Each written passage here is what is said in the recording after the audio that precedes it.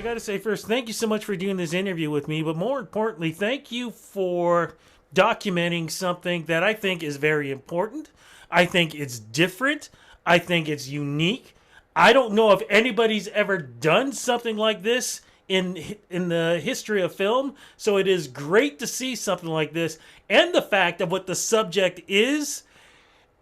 So much emotion in this, so much beauty in this, so much representation is all rolled up in this one documentary. My friend, congratulations on being able to put this all together. Thank you, Rudy. I appreciate you. I appreciate that. Now, look, for folks who don't know what we're talking about, I'm going to throw it right over to you. Let's get to it immediately. What is this great documentary called, and what is it about, sir, before we get into all the subjects and the stories?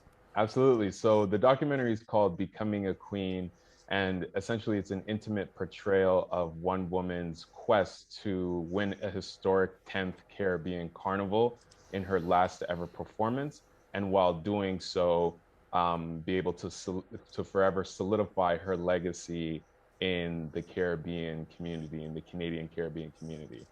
How did this story come to you? So you know what?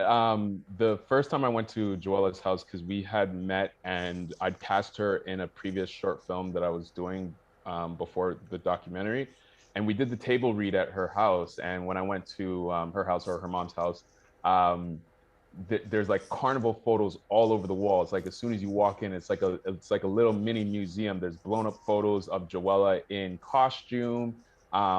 There's her headpieces on display, Mishka's headpieces on display as well too, chess pieces on display. And for me, it was just a fantastic representation of our culture and our community within this household. And I was like, this, I've never seen this before. This is amazing, and I'm pretty sure there are many other households that are like this that I just don't know about. And like I asked Joella, has anybody ever told your story? And she said, outside of little news pieces, 5-minute news pieces, nobody's told their story in a long format. And I was like, if you win 9 this year, because this was back in 2017, so it's like if you win 9 this year, that means next year you're going for 10. We should do a documentary because 10 is special. And has anybody ever won 10 King or Queens? And she's like, no one's ever done it. And so she was like, at first she was like hesitant, and we kind of said it as a joke a little bit. And then after she went on and won her 9th, I approached her again and was like, I think we really have to do this documentary because that was amazing. Your performance was amazing. Mishka was incredible as well too. And I think there's something really beautiful here. So we met a couple of times and she shared her story with me, and I was like, no, we definitely have to do this. Like there's no other option. Let's talk about Joella.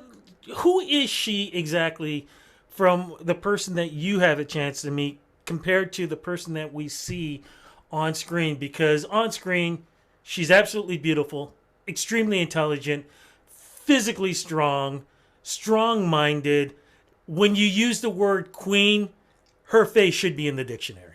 Absolutely, absolutely. So who is Joella? Joella is the queen of carnival, to summarize. But you know what? Like outside of carnival and outside of performing, she's very reserved, very sweet.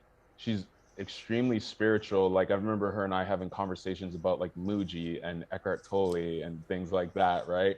So she's a very spiritual and sweet individual.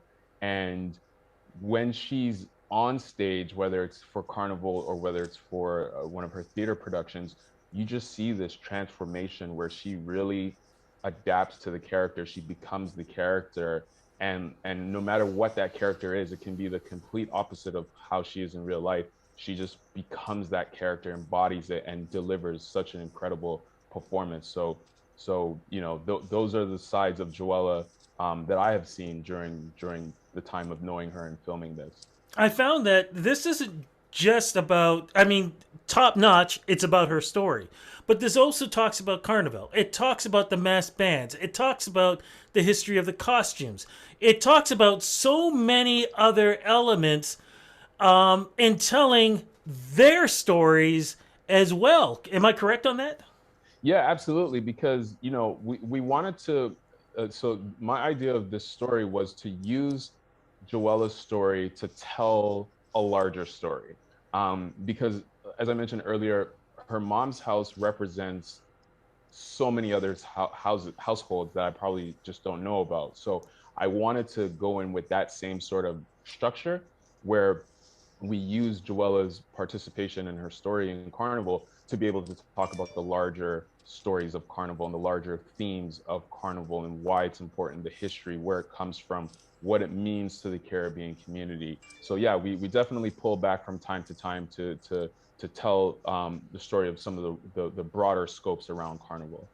The other thing that I love what you did, and you showed it when she's preparing for this physically, not just what we see with the costumes and things like that. Because I have I've reported on the Carnival when it was still Caravan for years, and the one thing I always try to point out to people is they have no understanding how physically draining it can be to participate in this, because they have no idea how heavy the costumes are. Beautiful, but they're large and they're heavy, and to put out that much energy for the length of time that they have to, athletes, absolutely amazing, and you help bring that finally to the big screen.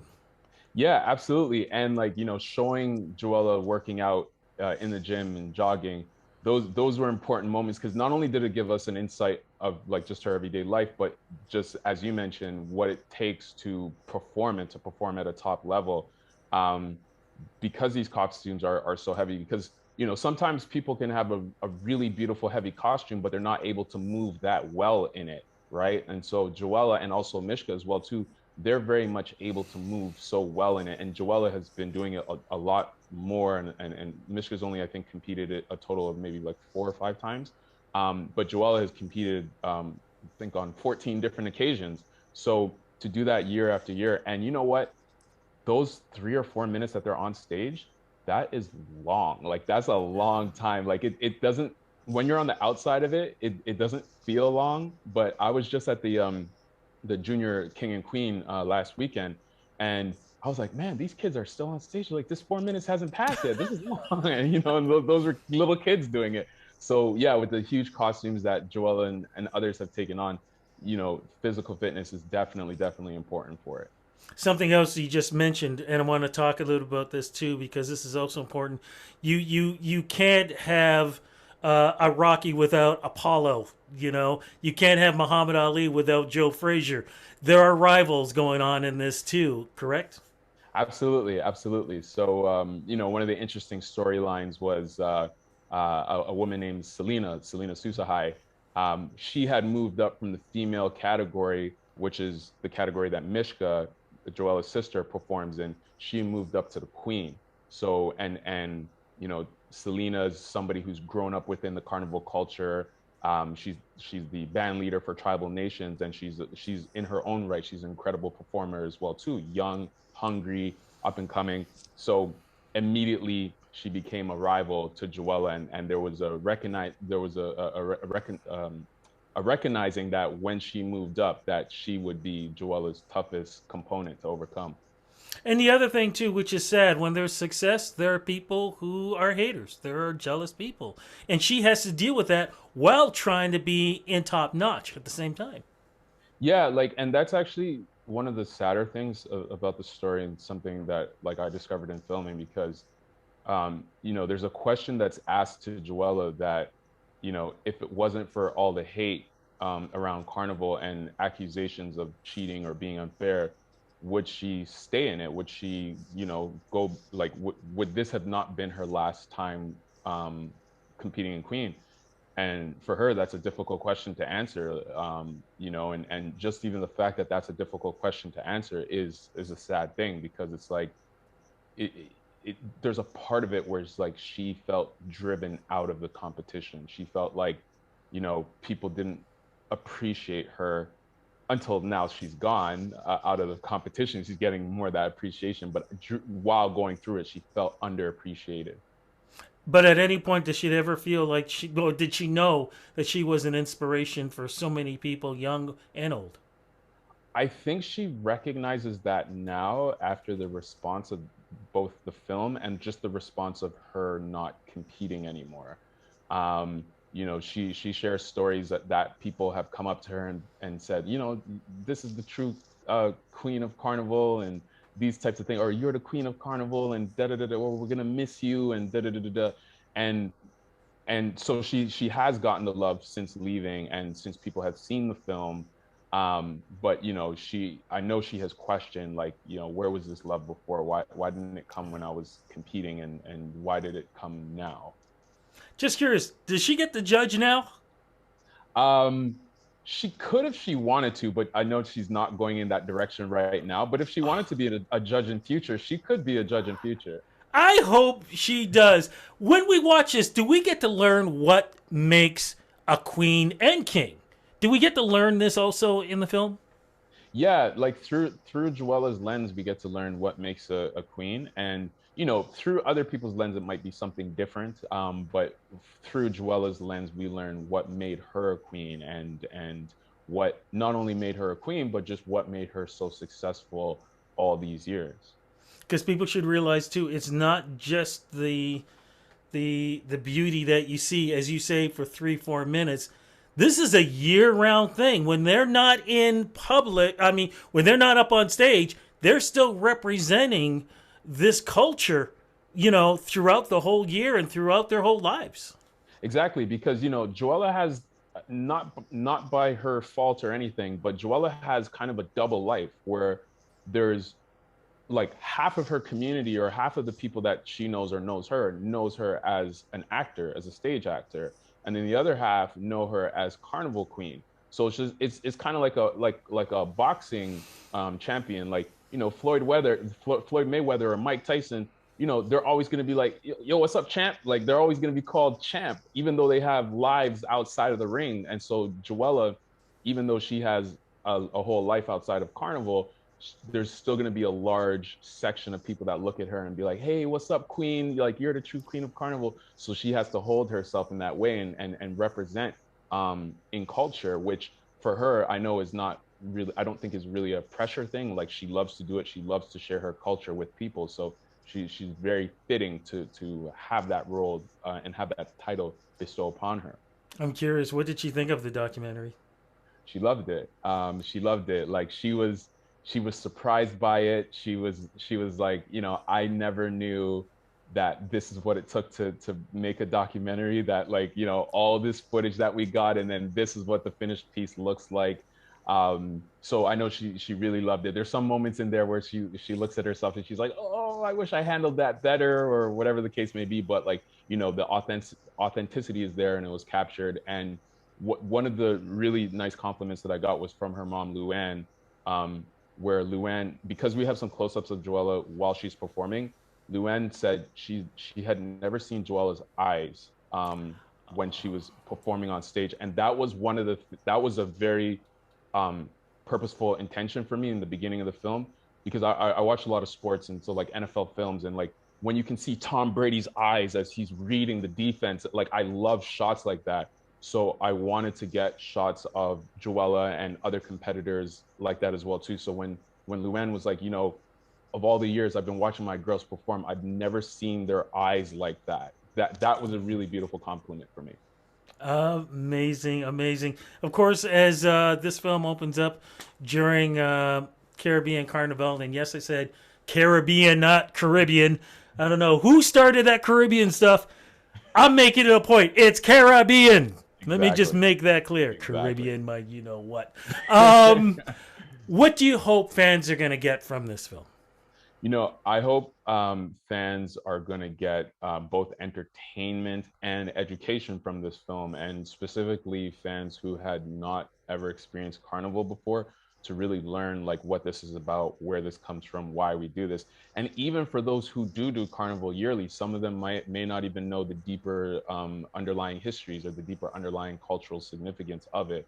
So those are the takeaways that I want people to really get. And then as well too, just a greater appreciation for the artistic side that goes into Carnival, which doesn't always get highlighted the way that it should. Yes. Because we most commonly see the party element of it, which there's nothing wrong with that. Like, I love the party element as well too, but just to have a more balanced look at, like, the artistic side, the historical side, and then just family, just how these families grow up in it and pass it down from generation to generation. So Just curious. Any more films? Anything else you're working on right now? yeah, so right now I'm actually working on a music video with the artist named Jesse Ryan from Trinidad. He's a jazz saxophonist, and we just came back from Trinidad shooting his video. So we're in post production of that. And then after Toronto's Carnival, I go to Jamaica um, to do some research and development for another potential project that I can't yet speak on. It's very early on that. And then I also go to celebrate Independence Day, our 60th Independence Day Diamond Jubilee. Shout out Jamaica. So yeah, that's what's going on. And then just looking over other projects. I'm getting other pitches sent to me. So just looking over and seeing what resonates with me. Fantastic. I was going to ask, can you add in though a documentary on Caribbean versus Caravana? Can you please do that? I want this thing just straightened out and people stop saying Caribbean. It's Caravana. Can we do, do that? do you know what? For legal reasons, we can't say Caravana. That's the thing. The thing is, somebody owns that name. That's why in official spaces, people have to say Toronto Caribbean Carnival because the name Caravana is owned by somebody else and licensed to Oh no, somebody I else. don't mind that. I just hate the word Caribbean. Oh, okay, okay, okay. Yes, that's the only thing I can't. I don't know Uh, who. I don't know who brought that back in, but it drives me crazy when I hear Caribbean. It's you know what? Caravana, damn it. That that, But at least you gave a little bit of explanation on it. Anyways, my friend, congratulations on this great documentary. Looking forward to talking to you in the future on other stories that you're doing. But this one I think is so unique and so beautiful, and so much about a beautiful culture.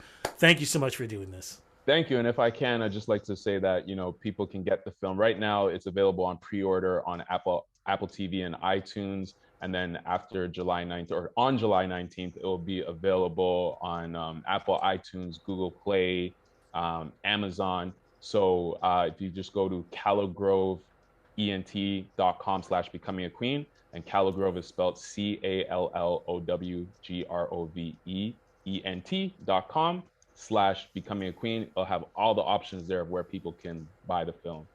Amazing. Thank you again, my friend. Thank you so much, Rudy. I appreciate it.